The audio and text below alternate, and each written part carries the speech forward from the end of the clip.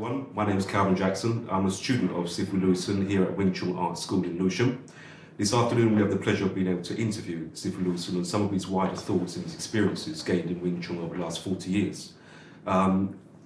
This interview is not an exploration of Sifu Louison's technical drills and techniques. There's lots of videos available on YouTube should you wish to consider.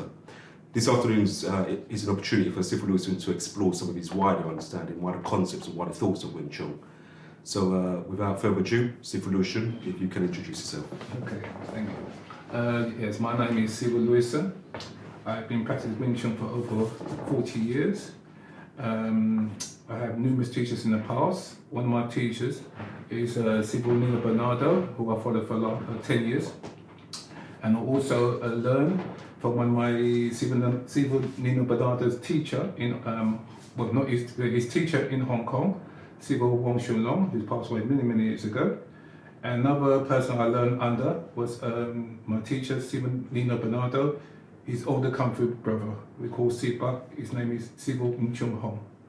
And all these people gave me inspiration of Wing Chun, how to look at Wing Chun in a different light through my experience. But the way I do Wing Chun now today, the last 15 years I've changed it completely through my experience of practicing and look at things completely differently.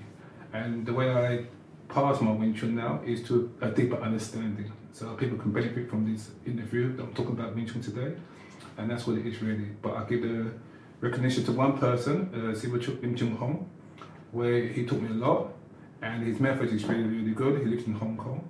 I advise people go and visit him and see his Wing Chun. Because our Wing Chun are different, but his Wing Chun is where I also learned from, a bit of his Wing Chun from, you know, where I was living in Hong Kong for just under a year, a long time ago, in 1987. Excellent. Thank you very much. Okay, so what we've managed to do is to break down the questions into a number of different areas, and the first set of questions is about Wing Chun, the Wing Chun art that you've created. The first question I'd like to ask is, at the end of the name of your school, it has the word art. So why is this called Wing Chun Art and not Wing Chun Self-Defense or Wing Chun Kung Fu? Okay, because my background, my profession is decorating and designing, so I like art.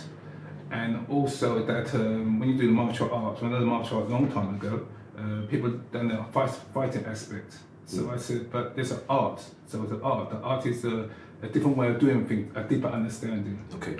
Example, if I want to teach you something, I might have like objects of a knife, a fork, and a spoon. And I gave you these objects, but you still don't know how to use them because I just gave you the object.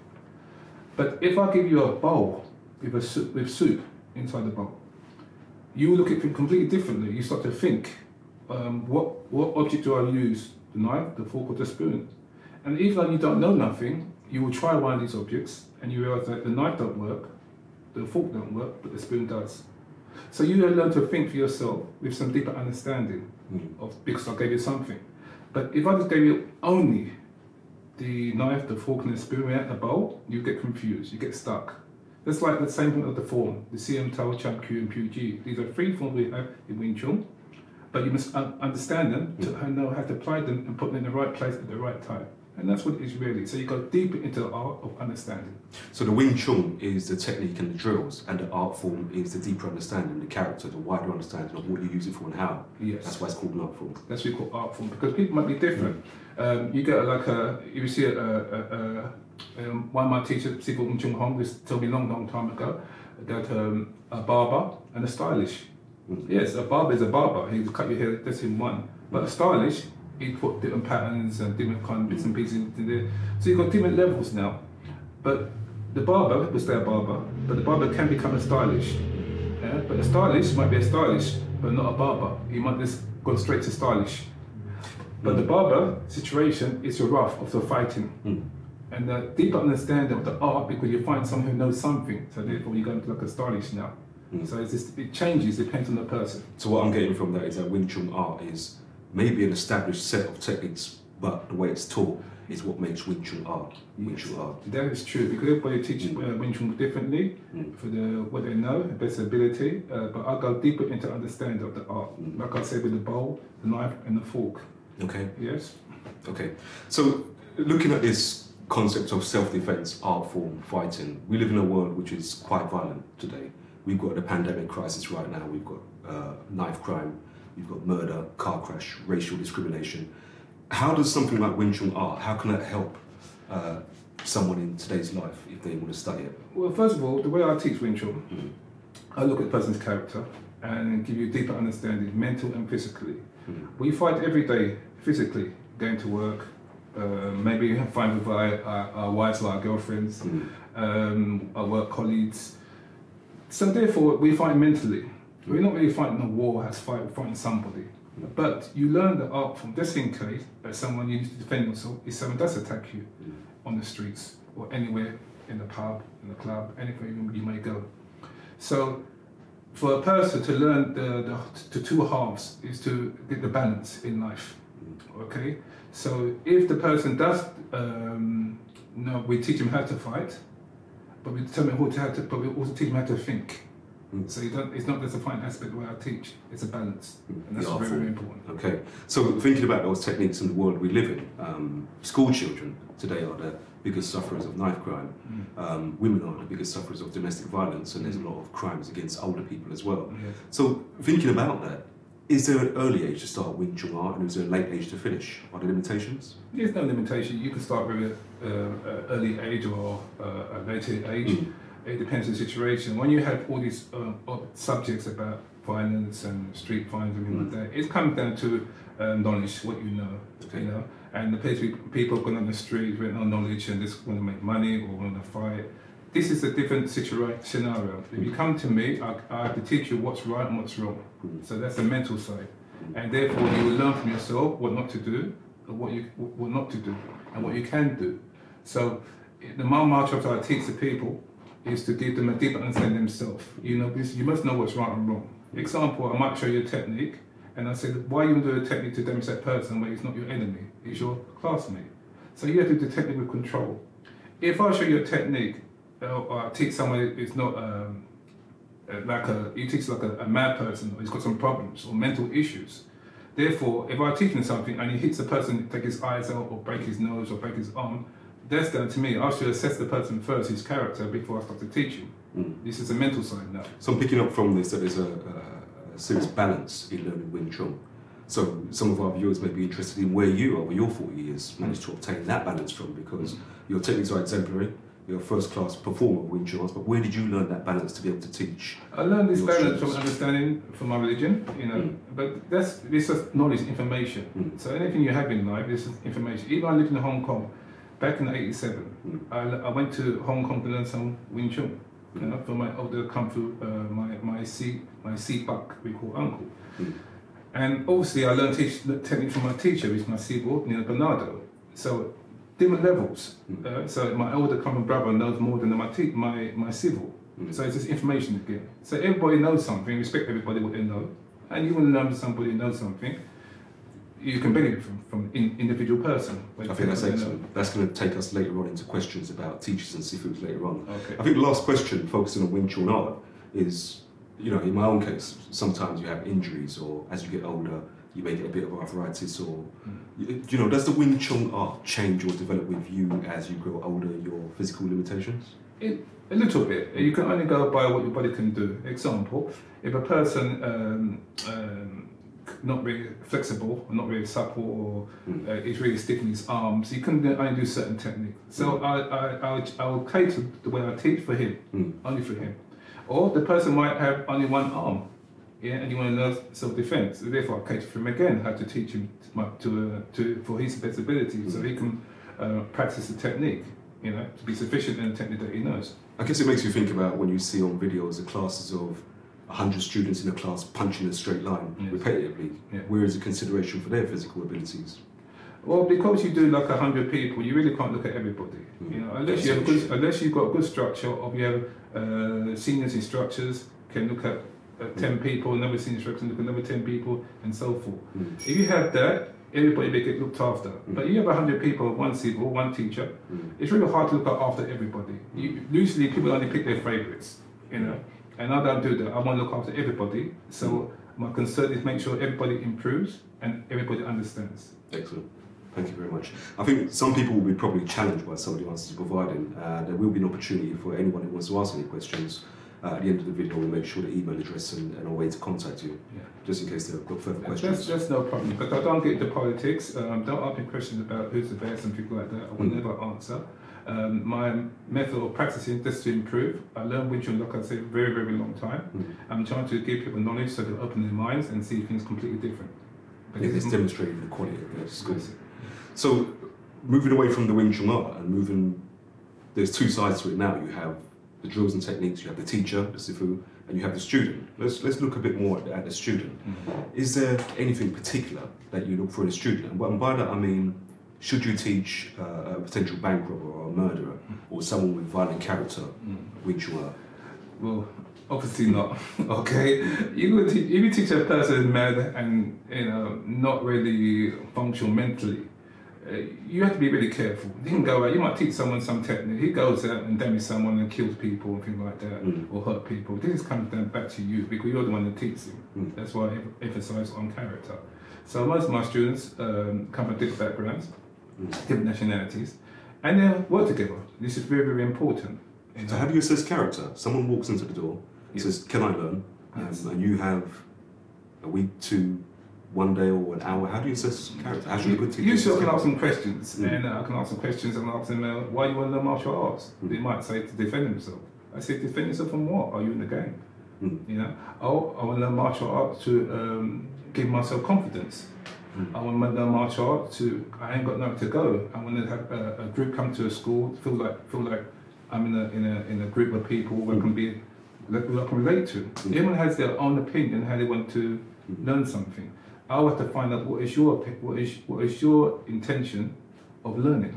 Yes, and if it's good intention, I will teach you, or I let you come to class, let you train for a little bit, because you might not like the cup of tea the way I teach, because everyone comes from different ways of understanding and what they want to learn. And then you might tell me you want to learn Wing Chun you might have intention of learning Wing Chun for inside 1 year, you become a master. That's definitely impossible. Or you might come into school and say you want to get physical strong. I said, well, I do not do physical training. There are some schools out there, Wing Chun schools, are really, really good. They've got everything. They've got physical training, boxing, jiu-jitsu, grappling, all kind of stuff in one school. And that is good. There's nothing wrong with that at all. It depends what individual person wants. But my school deals only with techniques, Not a jack of all trades, the master of one. Just, that's it. Dealing with mentally and physically. So that's why I deal with only. So a question about the physical side. A customer walks in the door, has one arm shorter than the other, or is disabled in some way and wants to learn Wing Chun. Do you teach physically disabled people? I will teach physically disabled people, but not with a class. Maybe he comes to the class, I put him in the corner and I'll teach him directly and explain to him some point what you can do and what you cannot do. Example, we do Luk-So. You say everyone knows Wing Chun Luk-So, rolling the hand with 2 arms. He can't do Luk-So with 2 arms. So therefore, I teach him 1 arm, single hand danji. So even someone attack him, he can still defend with 1 arm. Yeah, he's got his feet, his legs, he's got his body. You can see, you can hear, you can sensitivity. You can still get some benefit from him. So I just teach him how to deal with 1 arm. If we have it in Wing Chun, you have to single hand 1 arm first, and you have 2 arms together. So I've got the 2 compartments or 2 arms, but he's only got 1 arm. So therefore, if he plays with a person who's really high level in the martial arts, it's really very hard for him to deal with that person because that guy's high level. But if he plays with a normal person who doesn't really know much, he can maybe have a chance to deal with him with his 1 arm. So you have to put this, depends on the situation where he's at. And then if we move away from the physical disabled side, some people come to class and some people are just not as intelligent or sharp or quick-witted or quick-thinking. I'm not talking about people who are schizophrenic or maybe have a mental disorder and you can see there's physically or mentally something wrong with them. Someone just comes into class is a little bit slower on the uptake. Or does that affect? No, you have to have patience with the person. Patience. Example, like I said about the bowl, the knife, the fork and the spoon. Now, if you put a child in a room and you give him nothing in the room, what do you get? He gets nothing. But you put him in a room with some toys and books and things like that, he has something to play with and he's got to work out certain things to do. Like I said about the knife, the fork and the spoon. If I only gave you these 3 things, you still won't know what to do with them. until I present a bowl with a soup in it. Understand. Or if I give you a plate with a steak, will you use a spoon or will you use a knife and fork? That's having a mental understanding of what tools you use. Excellent. And therefore you will learn from yourself in mental capacity what you can do, and you learn from yourself. Or if I make it quicker for you, I will tell you straight away, or I can let you think, and let you start to learn from yourself and think, understand. So you don't look at follow things blindly. You're still thinking. Yes. So the most important thing is to think, to open your mind, build your mind way of thinking, and do certain things. Excellent. In the first part, I asked you a question about the world being a difficult place and how Wing Chun Art, studying it, can benefit a person. But focusing on the student, does a student need to have a strong moral compass, a strong sense of right and wrong to learn Wing Chun Art? Learn Wing Chun Art from me. Yes. He needs that. He needs to have that a strong moral compass. If you don't have a strong moral compass, when he comes to the school, he'll be fighting everybody. There'd be jealousy, there'd be envy, why he's learning that, why I'm not learning that, why he's better than me, everything. And he has no patience. So he will ask himself, how comes I came to the school and I'm learning this, and he's learning that? Example, many years ago, when I first started martial arts teaching, one of my students, and he used to tell me, oh, why I didn't learn the kicking, and that guy came after me. So I said to him, the reason why he learned to kick and you didn't learn to kick, because you can't kick high. Simple. If you kick high, I will show it to you straight away. So you see, so he wasn't thinking, he was more envious of the other person. This is what I mean, Dad? So he's balanced, his moral compass, his balance is correct. So you're up for something, you must know why you're up for it and why you ain't got it. There's a reason why. In Hong Kong, many people, when they learn martial art from their teacher, you have to have a lot of patience. Same thing. The teacher can show you or don't show you, it's up to him. We pray that he shows you. Yeah? But most important thing, to ask questions. If you ask questions, they can give you an answer. If the person doesn't know, he says, I don't know. But if you don't ask a question and presume this and that, you're still wrong again. You have to be 100% sure. You know, that's very important. That's really, really informative. Moving it forward, so now we talked about Wing Chun Art, we talked about what makes a good student, we talked about your background. The next section is going to be a little bit contentious. It's looking at teachers versus Sifus, and I think you will get a few questions about this as you go forward. So let's start with lineage. Big topic, big question. Your lineage is clear. You mentioned it when you introduced yourself. How important is lineage in a school? Lineage is very important. It's just a foundation, and there's also the history of the teacher. Can you do it, or can do it or not? If your teacher is famous, and he's famous by name, but he can't do it, he's only famous by name. If he's famous by action, that he can do it, he's famous by action. So loosely, when people, how you get famous is by people, students, or people seeing somebody, or people finding somebody, and they spread your name. This is how you get famous. There's no other way of getting famous. Or there's no way of getting famous. You are good marketing. You do marketing, and you sell your product to everybody. Regardless if it's rubbish, you can still sell it, and it's marketing. People that know better what's right and what's wrong. How would a student go into a school, looks it up on the internet, sees the lineage, sees the teacher, sees some YouTube videos? How does he know whether that lineage is good in that school? He won't know unless only ways he knows. This is why I always tell people, go shopping, look around. You know, I'm not saying that I'm the best. I'm not saying that teacher's the best. I'm not saying the other teacher's the best. I'm saying go shopping, look around. Everyone is different. What you're looking for. So only way you can test something really, you can test something by watching the students perform. If they can perform very well, sufficiently, and do many techniques, you know perfectly. Or sometimes people are demonstrating, and don't mean they can fight, they're just demonstrating. Or some people are just talking Wing Chun, talking history, the historians talk about history. And so you ask yourself what you're looking for. So me personally, from my experience, when I first started martial art, when I went to Hong Kong, I thought I knew something, you know. But when I went to my teacher, my Sifu school, they showed me that I didn't know too much, they knew something. You see, so that's an action. Did your Seaback perform on you to give you the faith that he could actually do it? Yeah, see, there's one time, you know, I was go to the school, and every evening I go there, and it's very quiet. No one's there yet because I was a foreigner at that time living in Hong Kong. I didn't know many people, so I go to the gym very bit early, and I used to sit outside the doorway for my Sifu Wing Chun Art to come to the school, and he see me there, and we go inside. And he told me I'd be doing my form. And one day he said to me, okay, you don't really believe, do you? And I said, nah, I'm coming from fighting background, and I can fight already. Anyway, he told me to attack him. I attacked him to my best ability, every different ways, and he dealt with me quite easy, with ease. So therefore, after that, I stand to attention. I said, man, this guy knows his stuff. So I know this guy can do it, okay? Because but other people, I don't know if they can do it or not. And now, you want to check something, someone can do it or not, let the person perform, on video or on and you can test. And you can see for yourself. But sometimes people would call you on the internet or call you on the phone and say, can they come and see you and want to test or see you perform? How do you look at that? That's no problem to me. Same way like myself, I want to see that my technique that I've learned worked. So there's no problem with testing somebody. But you test someone with control or you test someone's ego to beat them up, it's completely different. So if someone said to me, oh, they have a little play, a light play or sparring, thing like that, no problem. And then maybe the ego might get in and you might control the person really easy and you might hit him now a couple of times and he doesn't like it. Then he turns it to a fighting. Because what happened, he wants to get, maybe he come for practice Wing Chun for a very long time or any art form and he wants to prove himself that he knows something. But he must come to understand, see, by thinking, this person knows more than him. And so he comes to see you perform. Yes, so when you perform, he should see that this person knows more than him and then humble himself. Okay, but the ego might be in the way and say, guess what, I'm still going to try to knock him down. So, late night kung fu films, student goes to the teacher, gets his ass kicked, gets knocked all over the place. In reality, people have come, knocked on the door, asked you to perform. Do they often become students? Some people become students.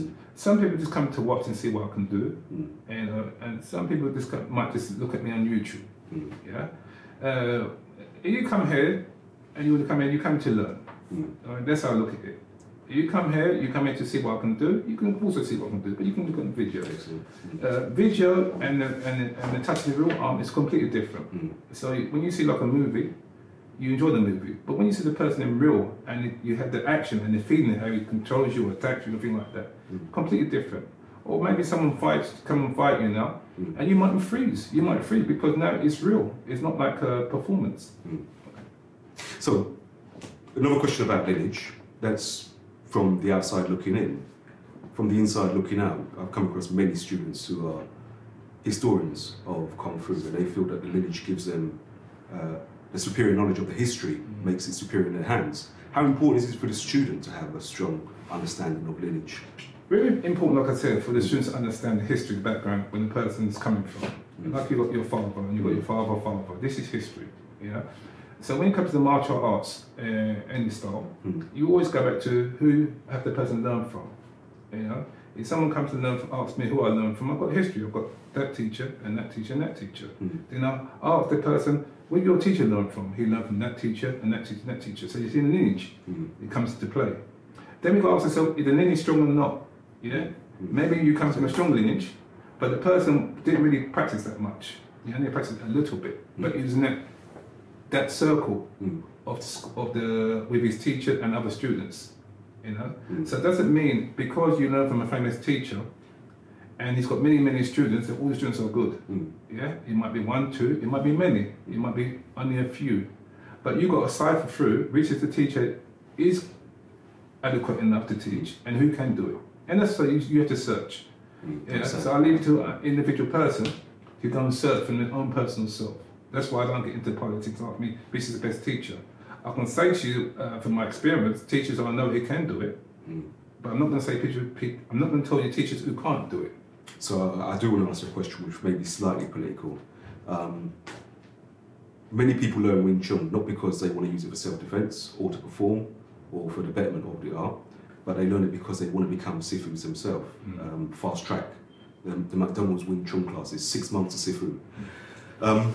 Is there a difference between a Sifu and a teacher? There's a lot difference between a Sifu and a teacher. The old ways of Sifu is like a father figure. Okay, so a long time ago, when you have a Sifu, he's like, he controls you. He's bigger than your father. He will teach you about philosophy, history, health. Teach you character. Everything. He's with you 24/7, and he also teaches self-defense. So long time ago, many teachers, Sifu, only have about 4 students, okay, and that's it, or 1 or 2, that's it. Wing Chun was well known, only had 4 or 5 students. Then later on, they got really famous and they started to have more students. And like I said, now you've got 100 students and 1 teacher. Unless you've got assistants to assist you, to help you, to pass on information to your students, therefore everybody can improve. But one teacher can't deal with 100 people and presume that all your 100 students have become good. Okay? So a lot of people are going to certain teachers and hoping. Call them Sifu. So Sifu, or some people, like you said, fast food. Wing Chun is very famous right now. So people want to learn fast food and want to learn Wing Chun really quickly. If I told you it's going to take you basics, 2 years for basics for Wing Chun, basics, not advanced movement, not intermediate, just basics. You might say that takes too long. But another person might say to you, guess what, you can learn Wing Chun in 3 months and be sufficient. Yeah, but it's efficient in what? Fighting someone is local, normal people don't know nothing, or sufficient enough fighting people who are really high class technical martial artists.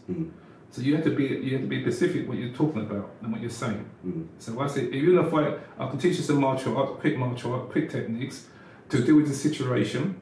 If a normal person comes to attack you, and that's it. So question, can I put you on the spot? You can put me on the spot. Are you a Sifu or a teacher? I'm a teacher. Okay. That's like good. Remember I said before the beginning, I said a Sifu is like a father figure. Okay, that's an old way of Chinese. Okay, people call me Daigo, means I'm a bigger brother.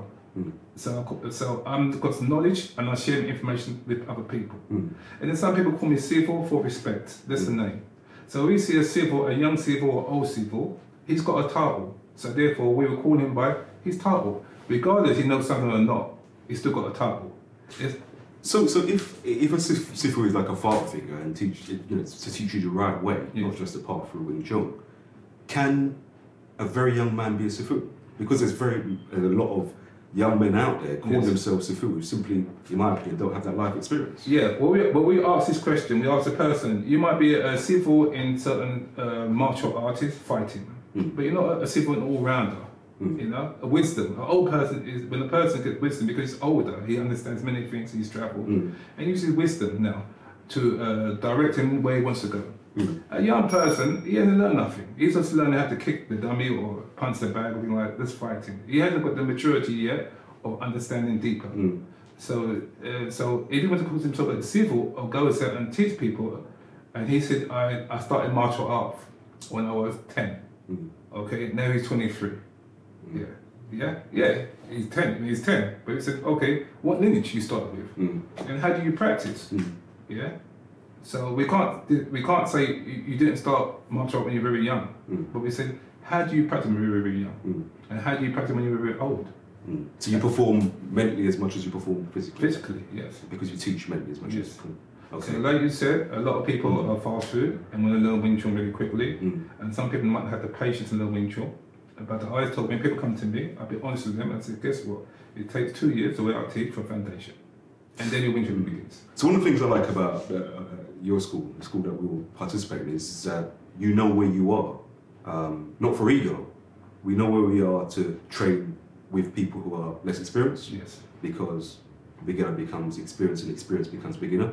And we also know where we are to train or to seek knowledge from people who might have more experience than us. Yes. There's a complete sense of balance.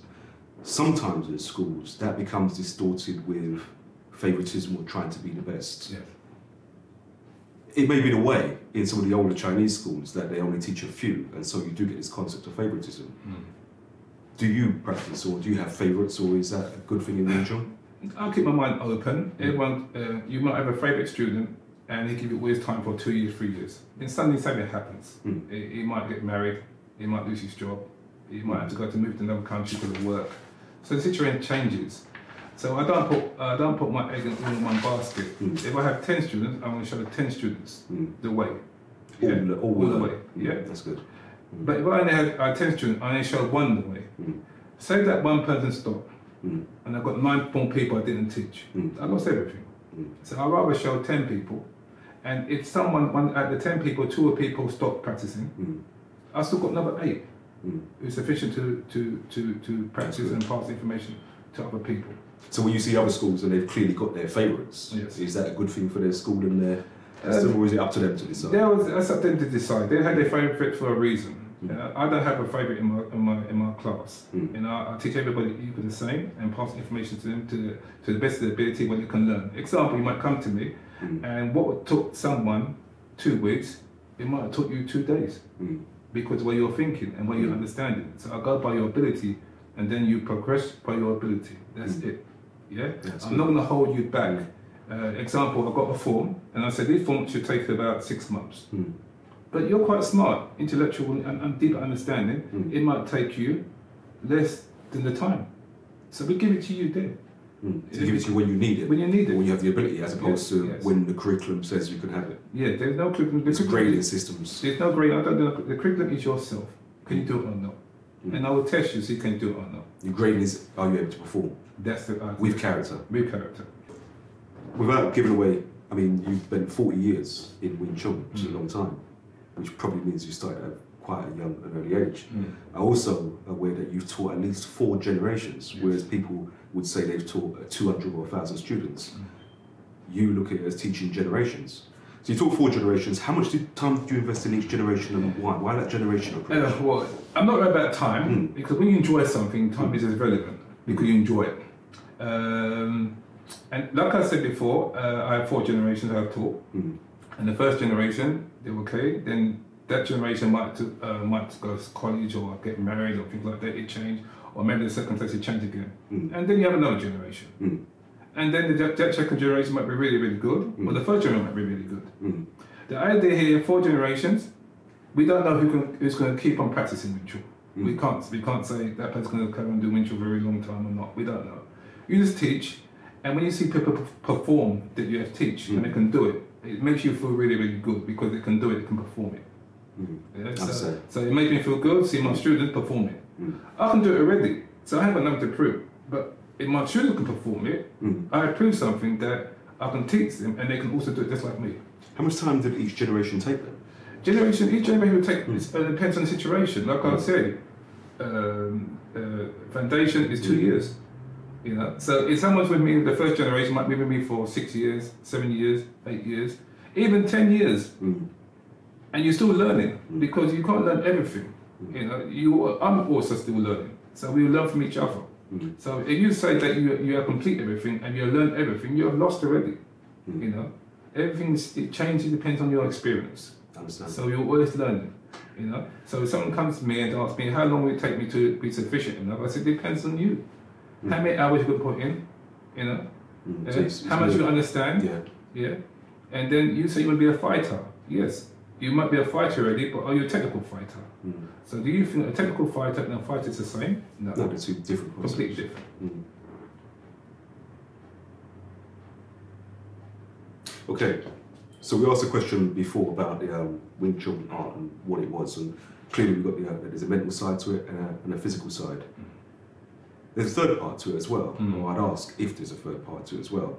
Looking at a lot of schools out there compared to your school, a lot of them teach physicality, a lot of physical exercise. At the beginning of the lesson, the students will spend an hour doing crunches, sit-ups, press-ups, punching bag, a lot of cardio training.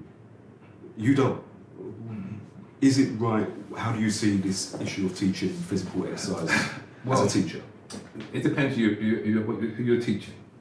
If you're teaching a young person, he needs it. He needs that. He needs to feel that he did something. He needs to feel like he has a burn some energy. And he feels good in himself. An old person can't do that. Okay, so therefore, I would tell a young person, don't do physical training, but you can go to the physical training in the gym and things like that and get that. There is some physical training in a different way. Physical training mentally by stress when someone attacking you. That is completely different. Physical training by technique. By technique. That is completely different. And there's physical training by building up the body. Make it stronger, make it faster, make it flexible so you can do certain things. That is also good. So Wing Chun, the way I teach Wing Chun, anybody can learn Wing Chun, any age you are old or young, you know. So I always tell people, I really don't do no press up, nothing like that. You know, there are some press up you can do, but I don't really emphasize on press up. Example, my class consists of 2 hours. So if I done like a lot of stretching, half an hour, weight training or keep fit for an hour and a half, I've got a half an hour left of this technique and forms. And it's more about Wing Chun. Yes, and then I find really it's not enough time to put techniques into your head. You're physical strong, but you're not technical strong. Yes? So my way is mostly physical, mentally strong, with some physical in there.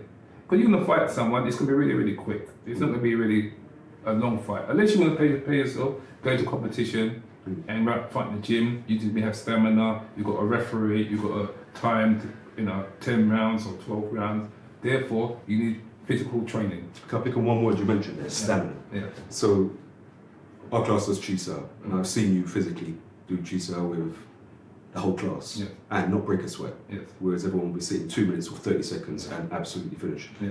But you teach stamina through technique and training as part of the art, but not physical training. No. There is physical training in the mental concept. If I'll tell you run up the street or do 100 press-ups, maybe you're good at that. Yes? But then I attack you with a lot of punching and kicking, you might freeze. Yeah? Your mental state and physical state shuts down completely. That's why you find like many people when they go on YouTube, they always say Wing Chun don't do too well. No, it's just the person who does Wing Chun didn't prepare himself for the situation. He might have done training as a drill, training as demonstration, but not training as reality. See, so when you get inside the ring, it's a different. Your heart beats like a pump. You're getting scared. You're fear, and someone's attacking towards you. You don't know what to do. You have to prepare yourself for that. Okay, so we can't say the style is not good because it locks.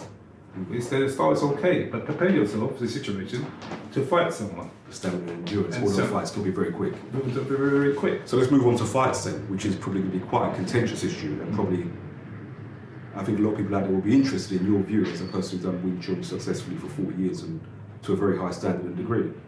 Why are there so many so-called Wing Chun experts, masters, Sifus, grandmasters, going to competitions, going into the ring and getting their asses knocked out or kicked? Quite simple. They didn't prepare themselves for it. Okay, you can teach people for many years, and they will never teach them how to practice, hit the dummy, do the knife forms, and explain the techniques, things like that. But you haven't really fought nobody or fight with each other. The art of fighting. Yes. So when you come from a fighting background, you've got a fighting background with techniques. Now, if you teach someone, you fight them straight away and don't know nothing, you're always going to win. Don't care who you are. A teacher can beat his classmates, his students with ease. No problem. Why? He's got a bit more knowledge than the student, so he never win. But if you play with someone who's got knowledge like himself or different style, he might have problems. He might have problems. Okay, because the situation is different now. That person is literally fighting back. So when you practice him, you're not really fighting back yet. You're showing someone the way how to practice. So I've got practicing, demonstration, and fighting. So I told my guys, guess what? I'm going to come and attack you. Show me what you can do. But you haven't got the tools to deal with me. And it does happen. Yes, but you haven't got the tools to deal with me. You shut down completely. Like I said, the knife, the fork, and the spoon. It's a concept. Yeah, but what you do with it? So why do a lot of schools out there not teach to fight? They teach people demonstration, techniques, drills, but they don't really teach people to fight a range of different people with that art form. Is it, they don't understand it or know it, or they can understand they don't want it. to show it? They can understand it, they want to show it. It depends. I can't speak on their behalf. I can say that, look, like I said, the knife, the fork, and the spoon. Have I showed you how to use it or not? Or how to scale it to you? So if I just gave you something, knife, fork, and spoon, and I didn't show you how to use it, obviously you can't use it. I think the difference is when you give your students a knife, a fork, and a spoon, you say this knife and fork and spoon is not just to eat that soup, it's to eat all food. Yes. So Wing Chun to Wing Chun is, as we learn it, is to keep your standard high. Yes. You're not going to go out there and meet someone who's a high proponent of Wing Chun and have a very technical, skillful, combative fight. Yes. Most of the people are going to be street fighters or whatever. So teaching people to fight or apply Wing Chun to the way people fight is something you do, but not a lot of people can do. Well, this is my experience. That's why I said this is my own experience. So I will show you how to fight someone differently. Okay. Boxers. Boxers. Someone might try to grab your legs. Someone might try to do one punch, two arms. I'll show you different ways how to deal with the situation. And then we try it and see, can you deal with the situation? But even in the experiences before, and you might fight someone differently, you will shut down. This is standard. You will shut down. So unfortunately, like you said, a lot of people, when they go to fight different people, they didn't prepare themselves. They might be good martial artists or Wing Chun, any other style, and perform and can talk about it. But the bottom line is that people want to test you and see can you do it or not. Correct. Now, if someone goes, if I heard you're a good reputation or you're a good fighter, do you think I'm going to test you? I'm not going to take a chance. So I leave you alone. But I might send someone else to test you, just to check. Just to see if you can really do it. Yeah, okay. Then I send someone to test you and I say, no, this guy knows his stuff, leave him alone. Because he's performing. Because he knows his stuff very well, he can do it. And this guy is a performer.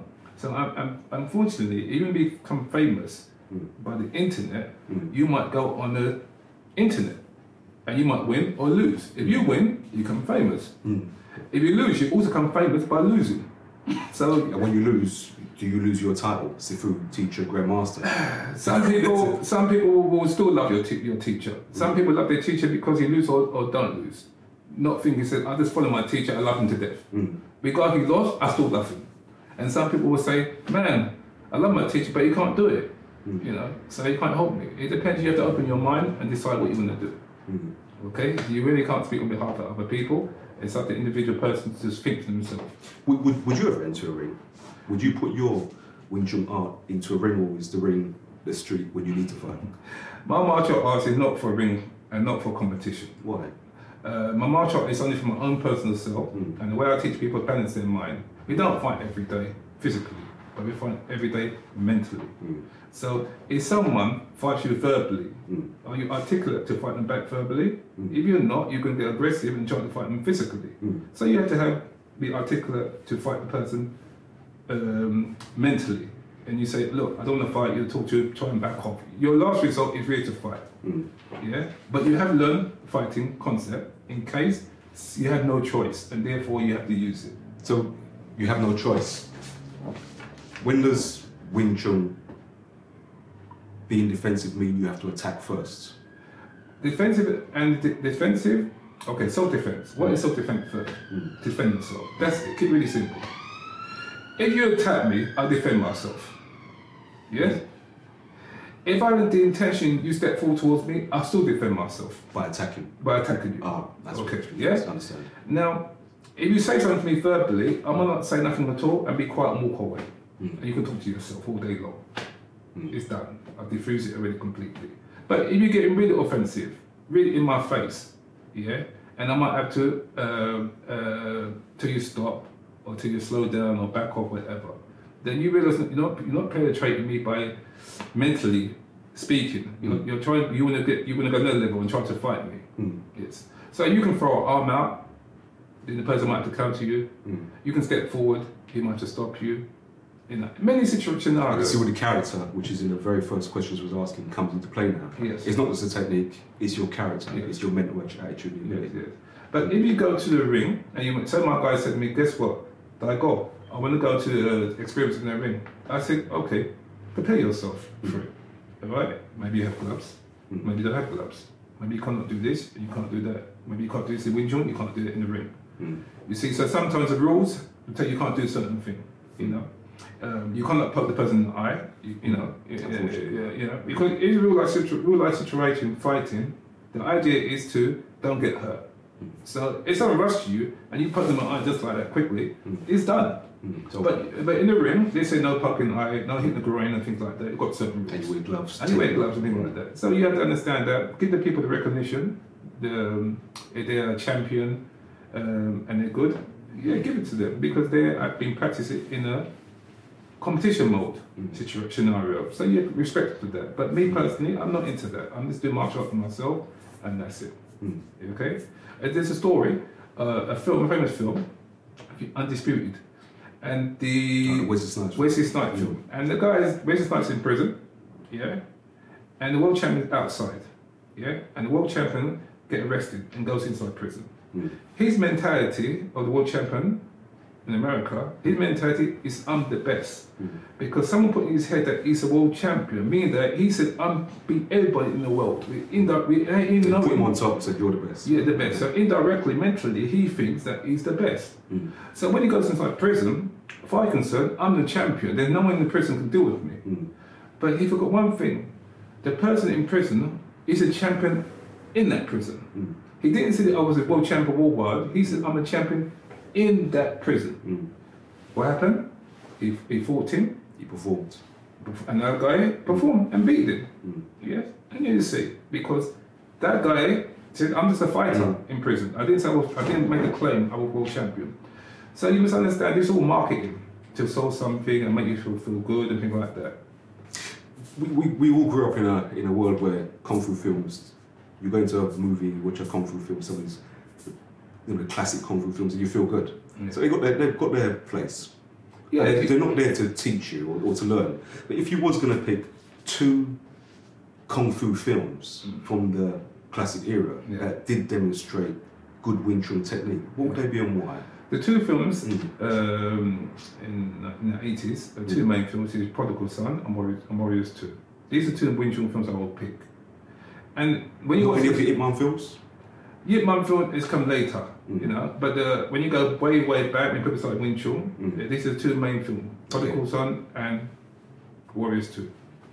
Now, many people might not have seen now, they're born 2000, or in the 90s, and they might not have seen the Prodigal Son and Warriors 2. And now the Ip Man, the last 10 years, the Ip Man films has come up on the surface.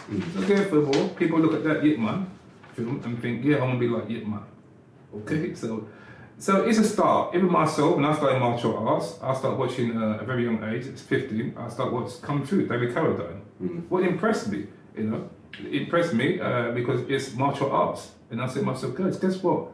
Man, I would like to learn this martial art one day. So at the time, 15, very young age. Inspiration to go forward. Go forward. I mean, I looked for teachers, I found teachers, and the teachers, I had other teachers before my main teachers, but I didn't train them for a very short time, 6 months, or 1 year. So I don't really class them as my strong teachers. Anybody I train with for like 10 years or follow for maybe 10 years, these are my strong foundation of the teachers that I learned from and I got inspiration from. But like I said, the way I do Wing Chun, from my experience, I look at things completely different and I practice the way I do Wing Chun. And I'll give it to my student and say, this is the way I do it. You might find someone else do it differently, doesn't matter. Long as they understand what he's doing. It's really, really important. You cannot say no one don't know nothing. Everybody knows something, depends on their level and understanding. That was been a fascinating insight. Question, when you hang up your gloves, what's going to happen to Wing Chun Art? It's been 40 years in the making. Yeah. When you stop teaching, what's going to happen? Wing Chun will never die. Once you've got a strong foundation, myself, I try to teach my guys to have a good strong foundation. I tell my guys, look, because I teach you Wing Chun to a high level, high standard, you always might be, people always going to come and test you, regardless of who you are. So you have to prepare yourself. Some people might not test you, some people may test you, but you practice for your own personal self, just in case someone tests you. So we learn self-defense, and in case we go outside, we go to work, right now, the situation can change and people fight each other, groups and things like that. You might need some self-defense to protect yourself in society. And you might not even use it at all. It depends on the situation. But you have it just in case you may need it, and that's it. So me personally, teaching my guys Wing Chun, my Wing Chun can't die. Once they've got understanding and they pass it on the right way, it will carry on. Anything that's got a strong foundation, it will stay alive. Now there's a strong foundation in history and a strong foundation in action. I want both. So give you understanding how to practice and how to keep it going. So that's like, we could talk about history all day long, history. But history's got all the points in it, but we ask yourself this question. History is good, but are you taking the benefit from the history and put it in your everyday life for your own benefit or not? If you're not, you haven't benefited from the history. Like your teacher might be very old and he's got technique, but you can't fight no more. You don't go and beat him up because he's got knowledge. So all you want is his knowledge, so respect him because he's old, he's got knowledge. You don't try to beat him up to get recognition. I beat up this teacher. You know, you might come and beat me up. I'm old now, but in my prime, you can't beat me up. Yeah? But what you say, you beat me up for get recognition. You say, I beat up the civil. Yeah, he was famous. No. Then you've got your students. Don't beat your students. The same age like you did. What are you going to beat the old man for? You see? So therefore, the style will stay alive. Any style will stay alive. I don't care what style it is. It's one, if the people keep it alive and keep it practicing and go good understanding and good foundation, it will always stay alive. Excellent. Therefore, I would declare that Wing Chun Art is complete. It seems to be fully complete. Yes. People will say things complete because they got some knowledge of something. People have no knowledge of something, can't say it's complete. It's like giving you a bike.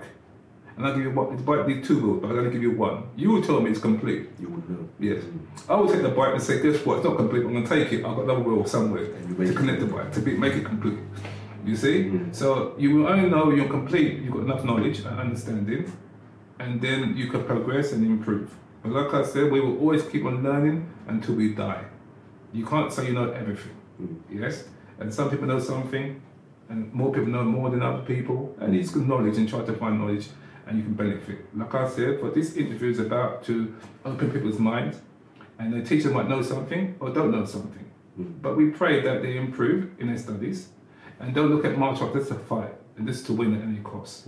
You know, like you made a statement before about youngsters, kids learning martial arts, or they get lost in winning at all time. So the mentality is completely wrong because they just want to win at any cost. I don't really teach kids to win. I teach kids to enjoy and to understand and work for each other and respect each other. I say we're all winners and we all can be losers. So if you lose, you learn why you lost. And you win, you learn how comes you won. So you're still learning, but you don't get arrogant and think, guess what, I'm the best, and that person knows nothing. That's completely wrong. Everybody knows something. So there is many schools out there. I hope people can benefit around in London, many Wing Chun schools, many other schools, and they all do different things. I always tell people, go shopping. What you pick, I'm happy for you. We're all in the Wing Chun circle family, but we're all different on different levels. But the most important thing that we don't fight each other, we learn from each other and we harm each other. But it's sometimes it can be very hard because if you have a teacher say my school is better than that school and my school is better than that school, you've got problems already. We can't say school is better than that way. We said that school is different, got different understanding, different methods, different teaching. If you like it, enjoy it. You like that school, you like it, you enjoy it. You like that school, you like it, you enjoy it. Keep it really simple, you know. So people come to me, people come to other schools, I'm happy for you. When you're practicing and it's benefit you, I'm happy for you, and that's it. Really simple. Excellent. With those insights, I would remind people that the email address and contact number will be up if you've got any questions. Sifu Louison, Daigo, it's been an honour and a pleasure. You're welcome. No problem. Take care. Okay.